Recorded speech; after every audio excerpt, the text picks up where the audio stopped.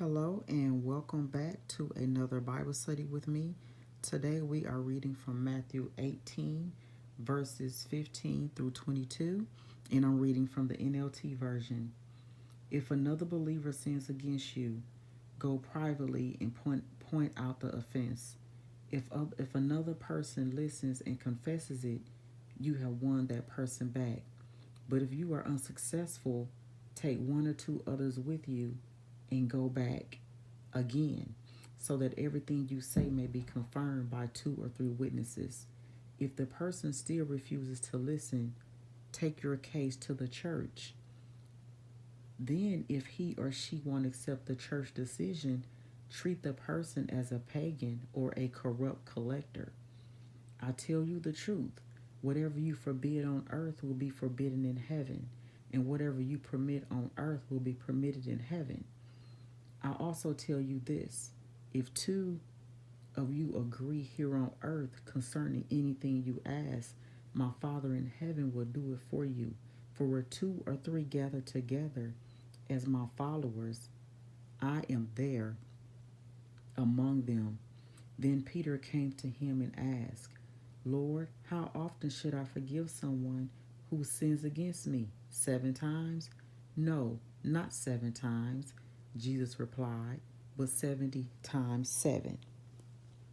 These are Jesus' guidelines for dealing with those who sin against us.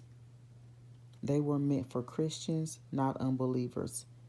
Sins committed against you and not others. Conflict resolution in the context of the church, not the community at large. Jesus' words are not a license for a frontal attack on every person who hurts or slights us. They are not a license to start a destructive gossiping campaign or to call for a church trial. Jesus gives us an orderly way to handle conflict with increasing public accountability in each step. We should first appeal to the individual in his or her conscience. If that doesn't work, then the community should be called in, but gradually, first with a few then more. Jesus urges us to reconcile wherever conflict among believers threatens to damage relationships or the church community, so that all can live in harmony.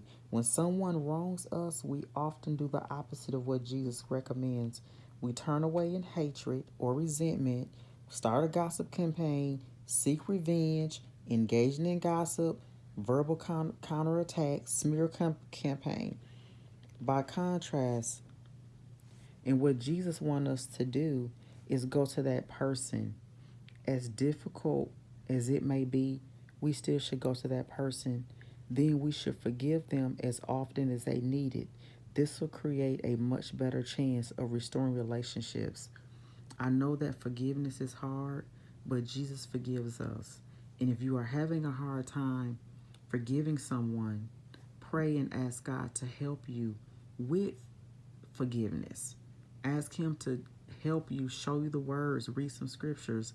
And so then when you go to that person, you'll go with an open mind. Now, some people are confrontational. Some people just don't want to hear it. So you pray about that. And you also ask God to soften their heart so that they will have the ear to hear you and also hear you with an open mind. Okay? That's all I have for today. And just practice forgiveness. Forgive the way that Jesus taught us. And forgive others just like Jesus forgave us. My name is Tamara. Have a blessed day, everyone. And I'll see you next time.